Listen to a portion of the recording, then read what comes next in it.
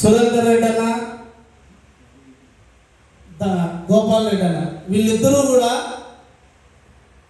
రాష్ట్ర కోఆర్డినేటర్స్. అంటే నా తర్వాత అని కాదు, నాతో పాటు పూర్తిగా ఏ నిర్ణయం తీసుకున్నా కూడా వీళ్ళిరువురు నిర్ణయం ఓకే అయిన తర్వాతనే బయటకు వస్తుంది సంఘంలో. ఇది ఓపెన్గా చెప్తున్నా, ఏదో మనం ఫోన్లో చెప్పేది, మీటింగ్లో చెప్పేది కాదు. ఈ ఇద్దరు తీసుకున్న తర్వాతనే ధర్మారెడ్డి అన్న ఏదైతే నిర్ణయం తీసుకుంటామో దాన్ని కమిటీ సభ్యుల దగ్గరికి తీసుకెళ్ళడానికి అన్న కృషి చేస్తాడు. కాబట్టి ఇంకా ఒక వ్యక్తి రావాలా, ఆ వ్యక్తి రాలే ఈరోజు ఏదో అనివార్య కారణాల వల్ల. కాబట్టి మన సంఘంలో ఇప్పటి నుంచి క్రమశిక్షణ కూడా అట్లే ఉంటుందన్నా. వాట్సాప్ గ్రూపులు దయచేసి అన్ని డిలీట్ చేయండి.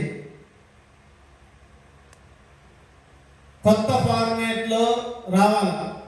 నెక్స్ట్ రెండో విషయం, ఏదన్నా కానీ ఒక ప్రెస్ నోట్ ఇచ్చేటప్పుడు కంపల్సరీగా కోఆర్డినేటర్స్ ఆమోదం ఉండాలి.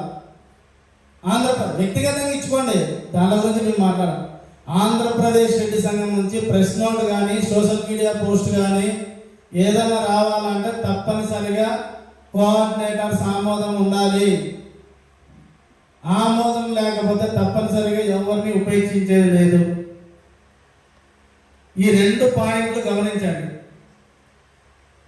కాబట్టి ఈ విషయాలు గమనించుకొని మనమందరం ముందర పోదాం. మీరందరూ కూడా మాకు తోడుగా ఉండాలి. మీ అందరూ తోడుగా ఉంటేనే ఆంధ్రప్రదేశ్ రెడ్డి సంఘం ఈ స్థాయిలో ఉంది, భవిష్యత్తులో మరింతగా పోతుంది. అందుకోసమే అందరం కలిసికట్టుగా పోదాం. ఏదన్నా కానీ అపోహలు ఉన్నా, అనుమానాలు ఉన్నా వెంటనే నాకు కానీ వీళ్ళకి కానీ ఫోన్ చేసి కాన్ఫరెన్స్ పెట్టండి. ఒకవేళ నేను ఫోన్ ఎత్తలేదా మరుసటి రోజు అయినా చేస్తా, లేదా ఇంకో గంట తర్వాత అయినా చేస్తా, కానీ వెంటనే నిర్ణయాలు తీసుకోవద్దండి. థ్యాంక్ యూ, అందరికీ కూడా కృతజ్ఞతలు. థ్యాంక్ యూ అన్న.